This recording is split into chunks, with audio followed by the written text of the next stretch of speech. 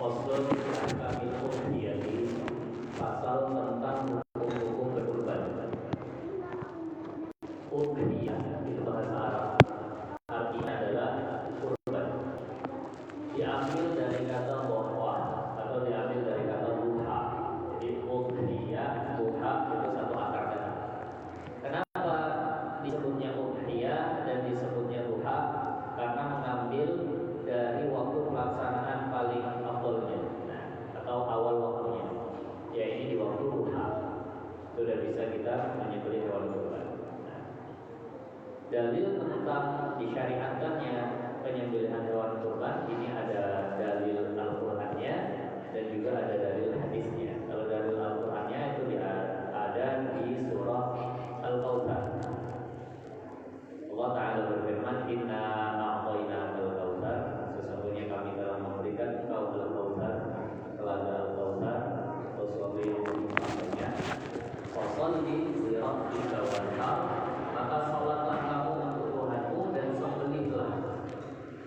Ulama mengatakan yang dimaksud salat di sini adalah salat Id dan yang dimaksud menyembelih di sini adalah hewan kurban. Mengapa? Karena hanya inilah salat yang bergandengan dengan penyembelihan. Nah, jadi ini dalil daripada Al-Qur'an. Nah, kemudian juga ada dalil berdasarkan hadisnya, yakni dari hadis Sayyidah Aisyah.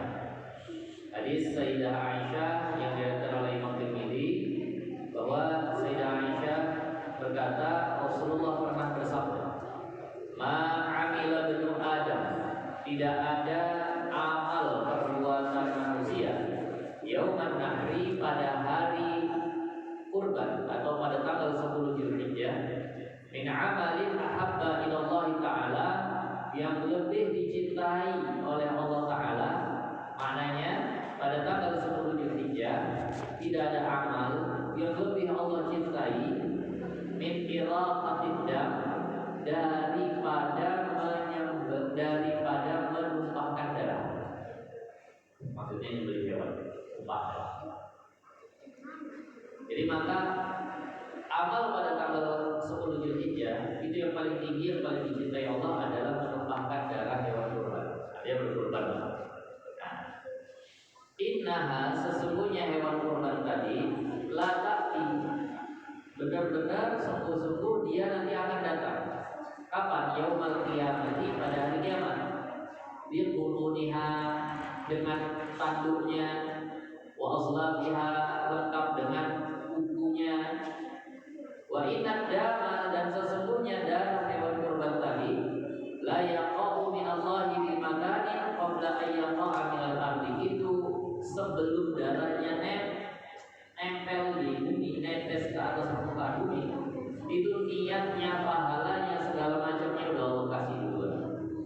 Udah nyampe duluan tuh amalnya ke Allah sebelum darahnya netes ke tanah. Nah, jadi dari ini yang pertama, tanggal 10 Zulhijjah ibadah terbaik adalah berkurban dengan hewan kurban. Yang kedua, ketika kita berkurban itu nggak ada yang hilang dari kita. Itu investasi yang Allah jaga.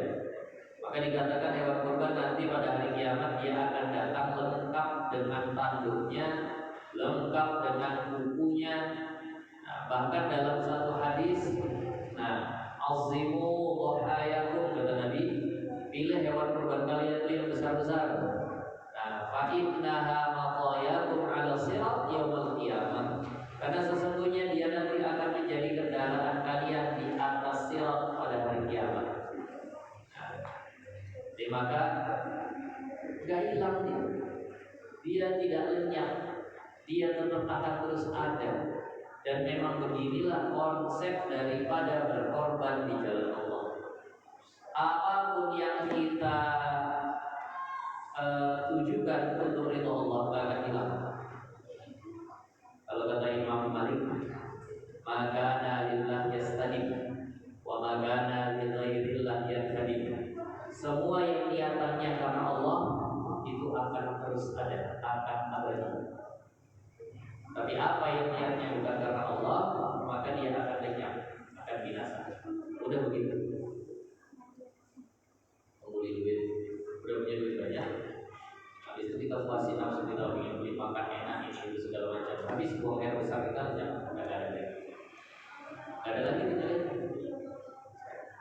Kalau kita punya duit banyak, nafsu pinginnya makan enak, nafsu pinginnya poya-poya, nafsu pinginnya ini itu, tapi kayaknya ada yang kalau di sana bantuan, infaklah ke masjid, segala macam hal yang kaitannya kepada agama dan Allah, maka itu duit tak akan binasa, itu duit akan terus ada, itu duit akan kita ketemu lagi nanti pada hari kiamat. Begitu juga hewan kurban. Sayang berapa harga kambing? Berapa? 2 juta. Nah, 2 juta. Itu kalau ingin beli handphone gak bisa. Saya mau 2 juta masih jelek. Ingin beli sendal baru udah cantik. Ingin beli ini itu banyak lah bisanya. Nah, kalau untuk yang punya mobil, untuk modif mobil, untuk melengkapi aksesoris sepeda motor, mobilnya segala macam, waduh itu udah memadai lah. Tapi ini beli 2 juta, dengan yang 2 juta disampingkan, tidak bisa untuk kita semua. Tapi kalau beberapa sih saya bagi-bagi. Rugi lah, pikirannya begitu. Padahal kalau kita beli ilmu mobil, habis beli mobil itu nggak jadi apa-apa. Tapi kalau untuk kurban, ini hewan akan terus ada. Mobil yang kita rawat segala macam nggak bisa jadi tunggangan pada hari kiamat. Tapi hewan kurbannya akan jadi tunggangan pada hari kiamat. Nah, dan berikutnya bahwa ibadah orang itu karena belum selesai pun Allah sudah terima. Lebih cepat Allah menerima ibadah orang tadi itu daripada paket-paket apapun yang diantarkan. Itu buktinya tadi. Seberapa lah masa yang diperlukan begitu leher lembu tadi disembelih sampai darahnya jatuh ke tanah. 3 detik, 2 detik dah jatuh. Ya gitu. Begitu disembelih, darah langsung balik seperti berapa? 2 detik, 3 detik dah tumpah darah itu. Tapi sebelum darah itu jatuh ke tanah, Allah sudah terima ibadahnya. Allah sudah terima ibadahnya. Tapi dengan catatan, kata lanjutan hadisnya, qatibu biha nafsan, maka perbaikilah jiwa hati kalian ketika berkurban. Artinya maka berkurbanlah dengan hati yang enteng, dengan hati yang enak. Jangan berkurban tapi ada riaknya, jangan berkurban tapi merasa ada hebatnya, jangan berkurban tapi berat hati, gitu ya. Jangan berkurban tapi hatinya adalah ada syariat-syariat kurban ini. Kalau seandainya nggak ada kurban kita bikin macam-macam ini itu segala macam. Maka ini dianggap nggak bagus hatinya, nggak bagus dan hati kalian ketika berkurban. Nah, kemudian ini adalah dalil Al-Quran dan hadisnya. Berikutnya, wahia ismun lima yudbahu minan na'ami yauma 'idin nahri wa ayyamat tasyriqi. Dan hewan kurban ini itu adalah hewan-hewan ternak, penyembelihan hewan ternak pada tanggal 10 Zulhijjah dan hari-hari tasyrik. Hewan ternak saja. Ada orang ternak lele, ada orang ternak jangkrik gitu. Yang mana nih?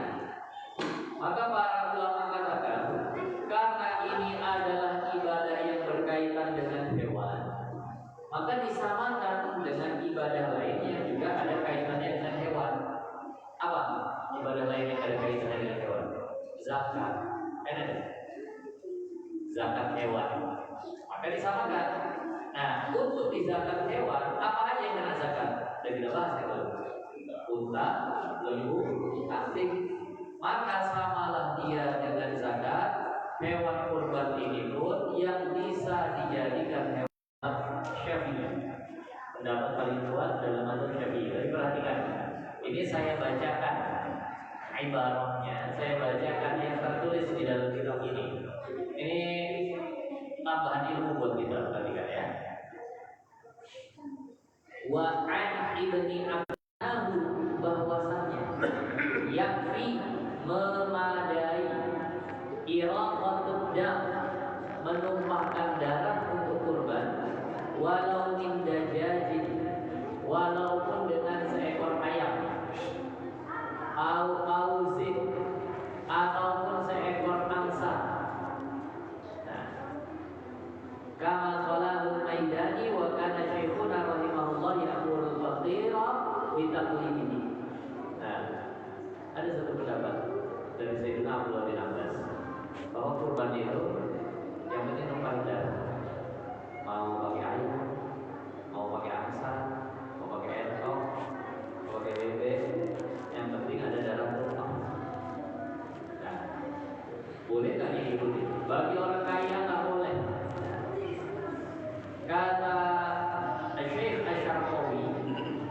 Bagi orang fakir, bagi orang miskin dianjurkan untuk mengikuti, dibolehkan untuk mengikuti pendapat Sayyidina Abdullah bin Abbas supaya ikut serta dari berbagi tadi.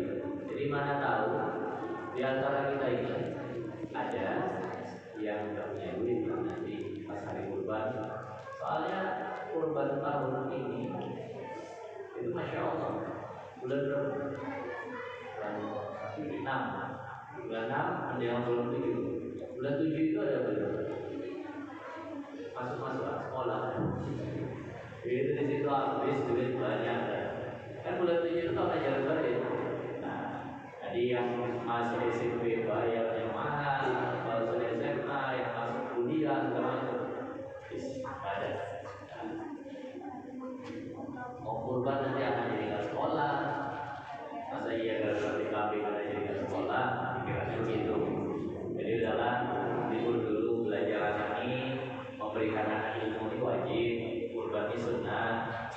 Dalam kalau usah kurban dulu, nah silahkan pada saat itu ikuti pendapatnya Sayyidina Abdullah bin Abbas. Kurban itu sah dengan ayam, dengan entok, dengan angsa. Tapi ini jangan dipatwakan secara bebas, karena ini bukan pendapat paling kuat. Ini pendapat bukan yang mayoritas ulama pegang. Yang dipegang oleh mayoritas ulama itu ada yang tadi itu aja. Tapi kalau ada orang yang nggak punya duit, silahkan ikut ini dan buat sistemnya tadi kayak kurban beli entok ya. Kalau yang 200.000 udah dapat yang pasar yang besar, kurang lebih 8 kilo, 10 kilo, 12 kilo, kalau yang besar kali itu. Dan beli 12.000 misalnya 200.000 misalnya. Habis itu dia sembeli, ya niatnya kurban. Nah niatnya kurban. Dan setelah itu sikapi seperti kurban. Paling mudah kalau mau yang standar bagi 3, sepertiga untuk kita makan sendiri, sepertiga kasih kepada fakir miskin, sepertiga hadiahkan kepada orang-orang yang tidak kenal. Nah, walaupun dia nggak miskin, ya, buat seperti saya bagi-bagi. Tapi kalau semua ngomong, yang kurban saya enak. Assalamualaikum, waalaikumsalam. Apa nih Pak? Oh ini ada ini. Oh, orang mau kambing, orang mau iya ini kan kurban saya.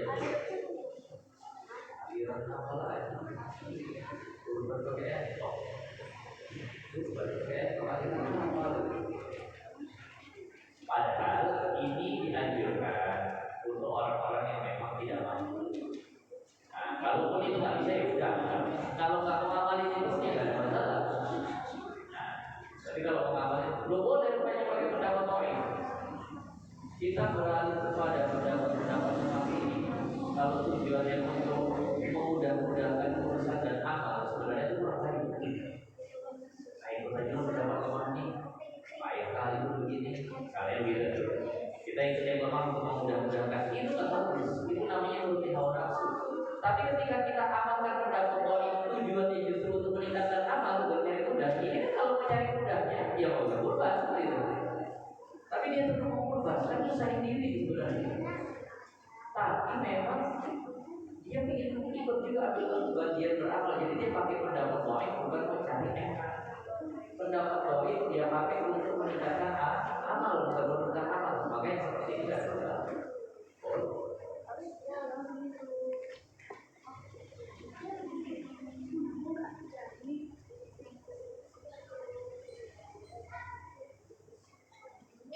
Maka kalau nanti ada yang mau amalin silakan, tapi senyap-senyap aja. Tidak usah disebut-sebut. Tapi ngaji kemarin begini itu namanya viral kemarin jadi kajian masjid kemudian membolehkan kurban pakai angsa, padahal bukan kita yang bolehkan, yang tertulis di kitab. Angsa lumayan berapa ya? Banyak dagingnya ya. Harganya berapa? Saya sempat sampai berpikir beberapa tahun yang lalu saya nggak bisa beli kambing. Jadi saya pikir angsa gitu. Apa yang boleh jadi? Dan kalau udah dapat mau diberi sayang gitu. Ya punya. Seumur hidup kayaknya saya belum pernah makan daging langsung. Kalau mungkin ada yang udah pernah, kalau misalnya nanti mau coba langsung boleh. Aus, bahasa Arabnya aus. Nah, ya. Maka dan di sini dikatakan wa yaqisu 'alal udhiyati al-aqiqah. Ada Syekh Syarqawi mengatakan begitu juga untuk aqiqah. Lahir anak, nggak bisa dia untuk mengakikahkan anaknya beli kambing. Ya udah, dia aja yang jantan, ayam jago. Itu beli. Nah, silakan kalau mau ikut yang situ. Nah, itu pendapatnya Sayyidina Abdullah bin Abbas. Kemudian yang berikutnya dikatakan bahwa berkurban ini itu dilakukan yauma Idul Nahr pada hari Idul Adha tanggal 10 Dzulhijjah wa ayyamat tasyrik dan hari-hari tasyrik. Hari tasyrik itu adalah 11, 12 dan 13. 11, 12, 13 Hijriah dan Dzulhijjah. Jadi ini kalau saya nggak salah lihat kalender tahun ini jatuhnya di mana?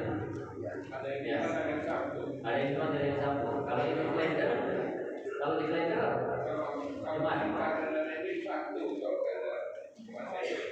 Oh, kalau Hijriah jatuhnya Jumat.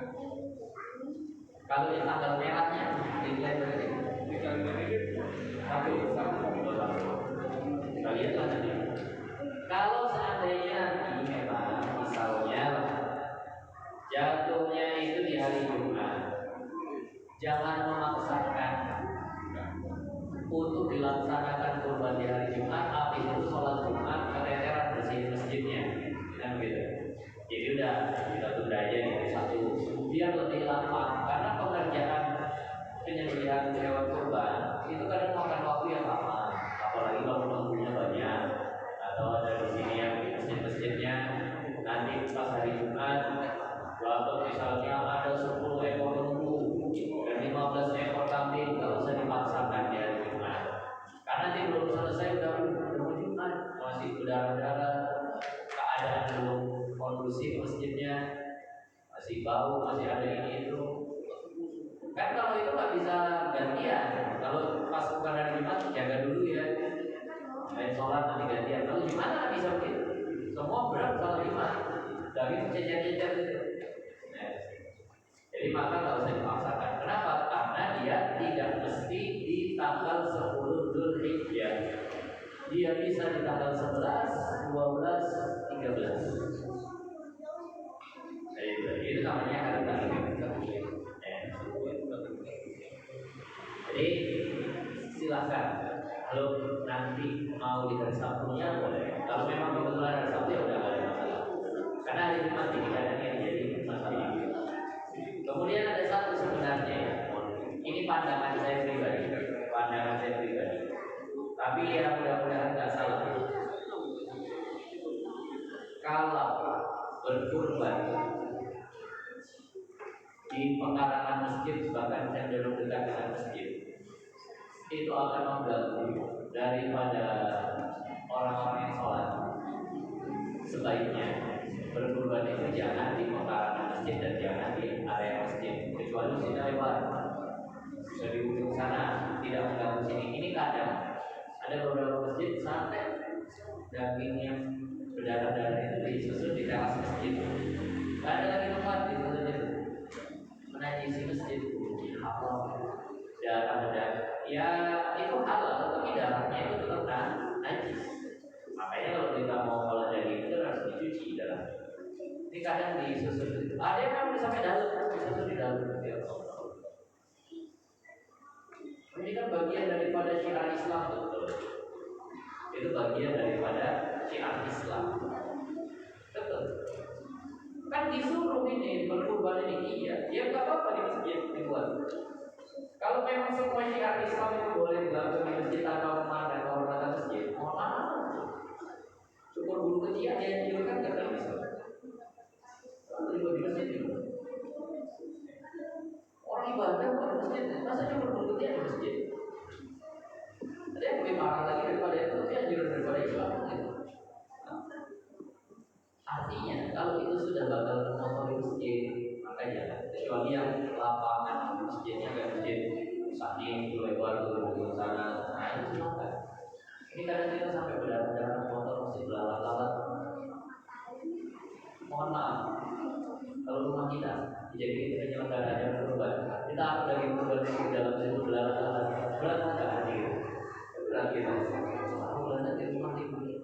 Lain di rumah Allah, masa kita nggak berat motornya. Dan mohon maaf, ukuran berhasil atau tidaknya masjid, makmur atau tidaknya masjid itu bukan dari banyaknya hewan kurban yang terdaftar di masjid itu, bukan. Jadi kalau nanti masjid ini cuma dapat satu, nggak apa-apa. Kita udah niat bantu, itu udah berpahala, kan niatnya bantu. Karena memang ukuran gagal atau ukuran makmur atau tidaknya masjid adalah dari orang yang sholat, bukan dari banyaknya rumah, banyak lembunya daripada banyak orangnya di masjid. Lembu berapa? 30 ekor. Oh, hebat kan di masjid. Sholat subuh berapa? 3 orang. Sebenarnya ukuran makmur masjid itu sholat. Jadi jangan kecil hati. Untuk masjid itu kalau kita masjid tenaga, nggak ada yang itu. Pak sekian. Kadang ada yang ukur itu dari zakat fitrah, dari kurban kan. Itu masjid bukan jadi tugas utamanya, bukan jadi fungsi utama masjid. Fungsi utama masjid ya. Bahkan saya belum dapat informasi apakah memang ada kesunahan bahwa berkurban itu dilakukan di area masjid. Kalau ada yang alhamdulillah berbeda, tapi tetap menghormati masjid tadi yang berbeda.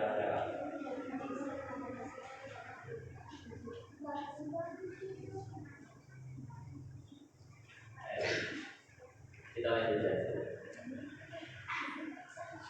Ayat tasyrik, pada hari tasyrik. Saya sudah pernah jelaskan sebelumnya, cuma yang namanya ilmu ini memang mesti diulang-ulang.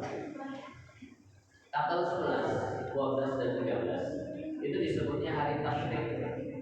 Kita sering dengar hari tasyrik. Tapi pernah penasaran nggak? Kenapa disebut hari tasyrik?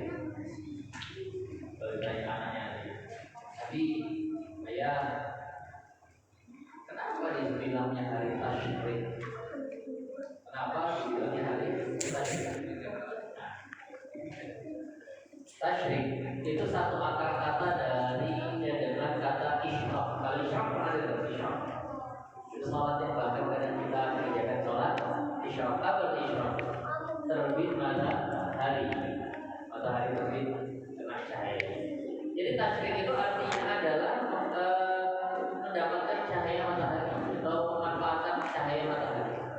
Kurang lebih artinya menjemur. Jadi pada tanggal 11, 12, 13 itu disebut sebagai hari tasyrik karena pada hari itu orang banyak menjemur. Jemur apa? Daging. Zulhijjah banyak berkurban, sehingga rumah-rumah itu banyak dapat daging. Kalau kita dapat daging sekarang misalnya 4 kilo, tenang sih kan, masuk freezer beres, awet ya, beku ya, sebulan 2 bulan bisa tahan kalau beku. Itu orang dulu di zaman Rasul, di zaman sahabat tabi'in, ada kulkas, ada freezer, tidak ada. Jadi bagaimana cara orang itu? Ya misal orang dapat daging sampai 4 kilo, bisa orang tuh habiskan satu hari sulit kan itu.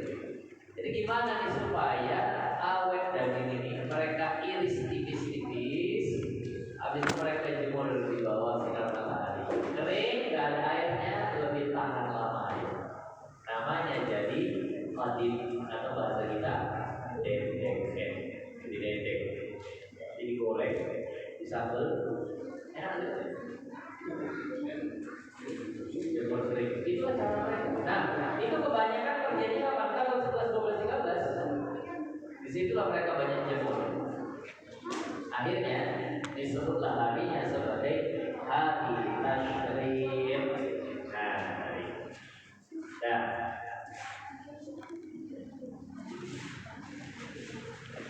inilah inilah waktu bolehnya penyembelihan. Kalau seandainya menyembelihnya tidak pada hari itu bagaimana? Maka tidak sah. Kalau dia nyembelihnya pada tanggal 9 Zulhijjah ya nggak sah.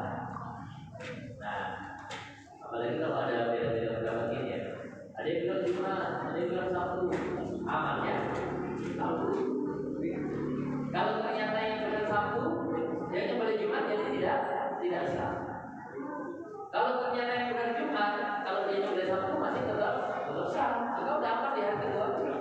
Kalau ada beda-beda gitu kita bukan ahli malam, nggak tahu kita mana yang benar dari dua pendapat tentang jatuhnya 10 Zulhijjah.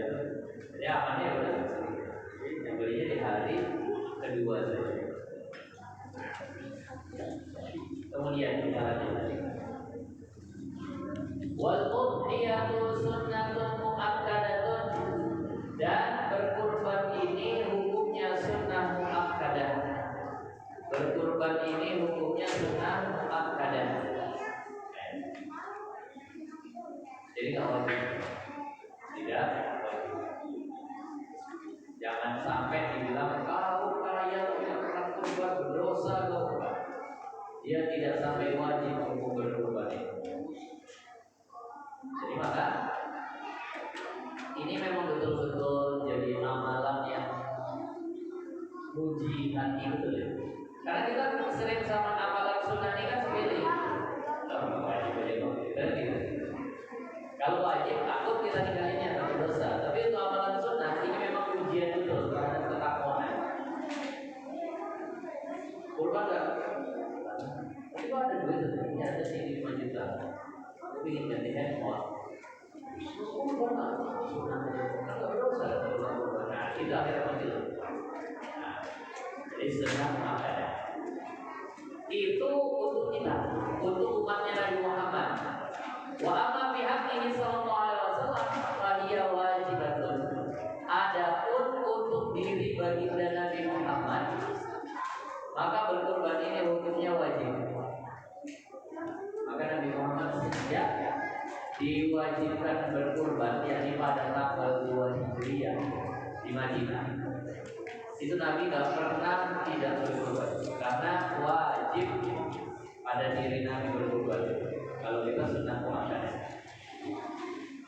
Nah, wal muqatabu biha al-muslimu al-balighu al-aqilu al-hurru al-mustati'u. Dan yang diperintahkan, yang dikenai perintah sunnah muakkadah berkurban ini siapa? Orang Islam. Jadi kalau orang kafir berkurban gimana ya? Bisa. Ini kadang ada ya. Datanglah orang-orang kaya tuh, tapi mungkin dia hidupnya udah di lingkungan orang Islam. Atau pengusaha-pengusaha punya pabrik ya, dia orang teknis, orang Muslim. Tapi karyawannya semuanya Muslim. Terus dia nyumbang lembu. Nih hari kalian nih kan, hari kurban. Ini kurbanku nih ya, nanti kalian bagi-bagi. Gimana? Dia niatnya kurban. Orang kafir bisa kurban, nggak bisa. Jadi itu memang tuh, ya kita sembelih biasa aja. Jatuhnya pembelian biasa. Lu boleh diterima ya orang kafir terima apa aja boleh kita masih apa aja boleh kita terima selama bukan perkara yang haram. Lu bukan nggak apa. Tapi jatuhkah itu sebagai badan kurban? Tidak. Nah, tapi bolehkah diterima? Boleh. Kalau tetap dia mau namanya kurban, kalau dia tetap mau namanya kurban, maka dia bilang, oh, Uci, ini kurban ini kerjanya orang Islam ini. Ukur tetap mau namanya jadi kurban, kalau bisa lah dia bilang, oh iya lah. Nah, kalau mau namanya kurban, pilihannya dua. Ini untuk sedekahkan kepada orang Islam biar dia nanti yang berkurban, atau pokoknya se-Islam itu sekalian. Baru bisa namanya kurban. Jadi yang mana kira-kira? Oh, kalau yang kedua berat. Nah, kalau begitu ya udah, untuk sedekahkan aja dulu sama satu orang, nanti dia kurban dia bagi-bagi ya kan tetap dari dulu juga awalnya. Tapi kalau dia yang nanti udah jadi punya dia yang berkurban, itu bisa. Oh nggak mau lah kayak punya dia, udah kalau nggak mau namanya nggak bisa berubah. Nah kita potong aja lah, ya udah potong, ya nggak bisa berubah, udah dia mau. Dan kemudian al-balighu yang baligh. Jadi kalau anak-anak gimana? Anak-anak belum ada hukum, jadi belum ada istilah sunnah bagi dia. Jangan ada anak-anak punya duit banyak, udah kurban saya kurban. Kadang ada sekolah nyuruh anak SD kurban. Aneh bagi kurbannya. Satu kelas patungan 100.000. Dapatlah 20 orang itu 2 juta. Kemudian kita satu kurban atas nama kelas 4A. Kambing satu orang satu kambing untuk satu orang, ini satu kambing satu kelas, nggak bisa. Yang seperti itu. Nah ini udah aneh-aneh. Ustaz untuk belajar Ustaz. Ya belajar itu ajarin yang benar. Nanti kayak gitu malah jadi salah dia sampai besar. Ajarkan yang benar bagaimana cara berbuat. Dan al-aqil yang berakal, al-qur yang merdeka, al-mustaqi yang mampu. Maka oleh karena itu jangan paksakan diri ketika kita tidak mampu berkorban sampai utang-utang itu nggak usah. Sah kurbannya ya sah, tapi dia sebenarnya belum sunnah. Jadi kalau anak-anak berkorban gimana? Sah kurbannya sah, tapi sebenarnya dia tidak sunnah. Sampai utang-utang berkorban tidak dibenarkan. Nah, itu ukurannya yang diarahkan kepadanya itu untuk berkorban. Kemudian Imam Syafi'i ini walaupun sudah muakkadah, beliau nggak suka betul sama orang yang punya harta tapi nggak berkorban. Kata Imam Syafi'i begini, la uraqtisu fi tarkiha liman qadara 'alaika. Aku nggak menganggap boleh atau bahasanya nggak enteng bagi orang yang punya duit bisa berkorban tapi nggak berkorban.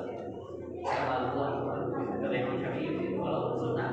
Imam Syafi'i katakan sunnah muakkadah, tapi kata beliau terlaluan kalau seandainya punya duit tapi tidak berkorban. Jadi jangan sampai tidak berkorban. Nah,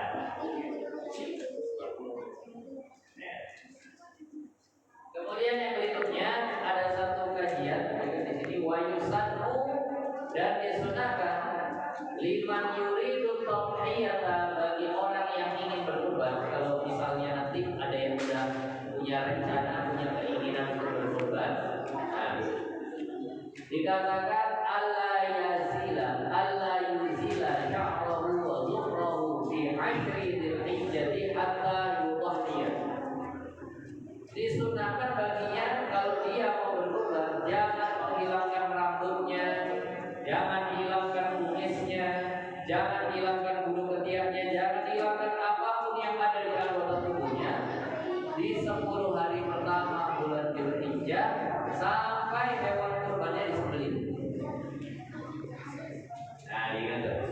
Jadi bagi yang memang ada rencana berkurban, maka jangan hilangkan ini itu segala macam anggota yang ada di anggota tubuhnya sampai nanti dia berkorban. Cukup kumisnya, apapun itu.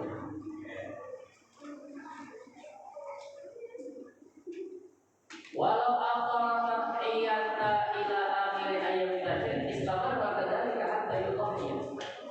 Jadi kalau dia nyembelih kurbannya tanggal 12 Dzulhijjah, dia nanti tunggu disembelih, bukan berarti oh ini udah 10 Dzulhijjah udah boleh lah sudah disembelih belum hewan kurban. Kalau hewan kurban sudah disembelih maka baru dipotong. Boleh potong. Arti nggak bolehnya ini makruh ya, bukan sampai haram. Jadi kalau dia potong kuku padahal dia mau berkurban di tanggal 7 Dzulhijjah, dia nggak sampai berdosa. Walaupun bertentangan dengan sunnah Jumat.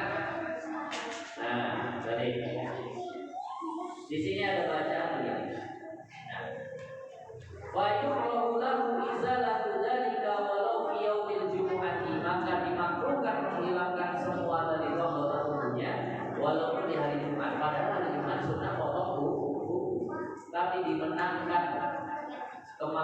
melakukan bentuk kurban ini daripada kesunahan Jumatnya. Nah, kenapa? Supaya semua anggota tubuh ini kena kucuran rahmat Allah. Orang yang berkurban kucuran rahmat Allah, biar semuanya komplit lengkap anggota tubuhnya, nyerap daripada rahmat Allah, dan makin banyak yang bersaksi daripada anggota tubuhnya terhadap hewan kurban dia. Nah, jadi ini di antara amalan. Jangan bilang semuanya nggak boleh, kecuali darurat lah. Kecuali yang misalnya gigi udah seneng kali nggak tahan ya udahlah. Kalau memang katanya dokter ini dicabut nggak tahan. Tapi kalau masih bisa tahan kan. Nanti biar giginya kena rahmat dulu, kena barokah dulu baru di nyerap dulu, nambah banyaknya rahmat. Nah, yang nggak datang, boyusan tuh lihat kalau gitu. Ada yang mau ditanya? Ya. Perbedaan Zulhijjah antara Mekah dan kita itu gimana? Sekarang dia hari Kamis sudah Arafah. Besok tadi kan kita udah Zulhijjah. Sedangkan di sini masih besoknya lagi. Perbedaan tanggal-tanggal yang seperti ini sudah pernah kita bahas. Itu biasa terjadi dari dulu, itu biasa terjadi. Ramadannya, mau Idul Fitrinya.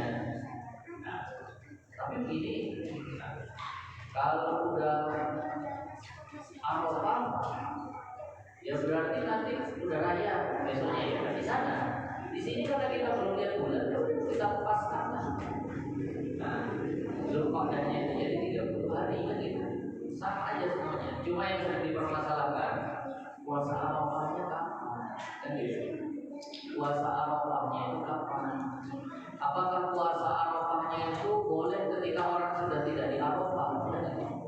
Nah, maka di sini kalau dalam mazhab Syafi'i puasa Arafah bukan memandang kepada apakah ada orang di Arafah atau tidak, tapi memandang tanggalnya. Yang pertama, waktu mau kemarin gak ada orang di Arafah. Oh, saudara, ya tetap kita puasa sunnah Arafah. Dan yang kedua, puasa sunnah Arafah itu lebih dahulu perintahnya daripada perintah haji.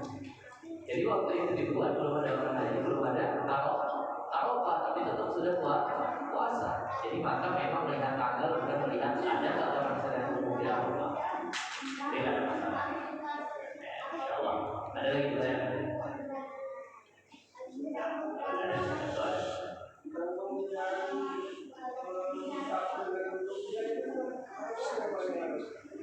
Kalau kata Syafi'i itu tersebut ya.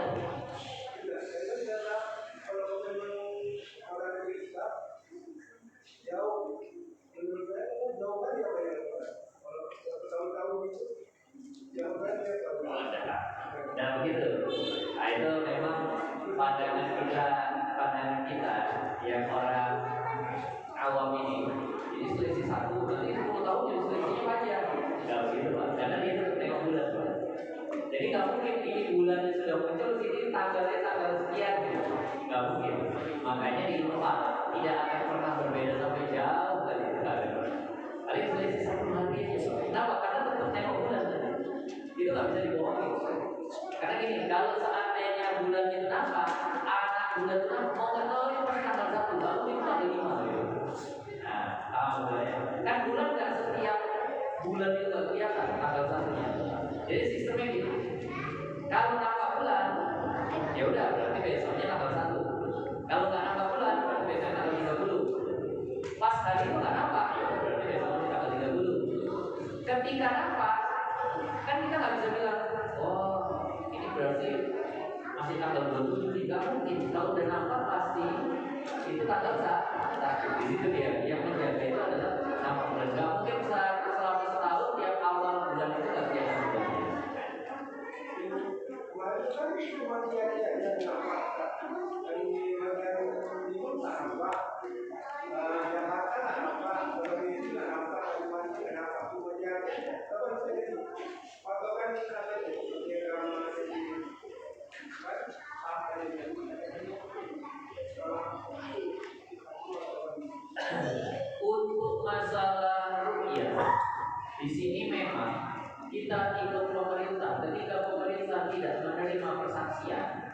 maka kita nggak bisa ikut. Nah, jadi saat kemarin ada orang Aceh melihat dengan ilmu falak ternyata nggak kena, dengan ilmu falak itu ternyata nggak kena. Jadi persaksiannya masih ditolak sama orang tidak lagi dalam satu pendapat. Dia itu nggak bisa global ya, artinya nampak di satu tempat berlaku seluruh dunia, nggak begitu. Nah, dia sistemnya itu nanti sampai sekitar beberapa jaraknya itu ada di atas masalah 24 sak. Nah, itu nanti ada ukurannya. Jadi kalau dia nampak di gunungan apa ya kucing nggak puasa, begitu ya. Jadi maka memang untuk itu kita ikut, bagi kita yang akan ikut kepala ikut kepada amir, ikut kepada umat pemerintah. Dan itu adalah insyaallah alhamdulillahirabbil alamin. Wassalatu wassalamu ala asyrofil anbiya'i wal mursalin sayyidina wa maulana Muhammadin wa ala alihi wa sahbihi ajma'in. Allahumma salli ala wa sallim wa ta'ala. Rabbana taqabbal minna innaka antas samiul alim. Rabbana atina fid dunya hasanah wa fil akhirati hasanah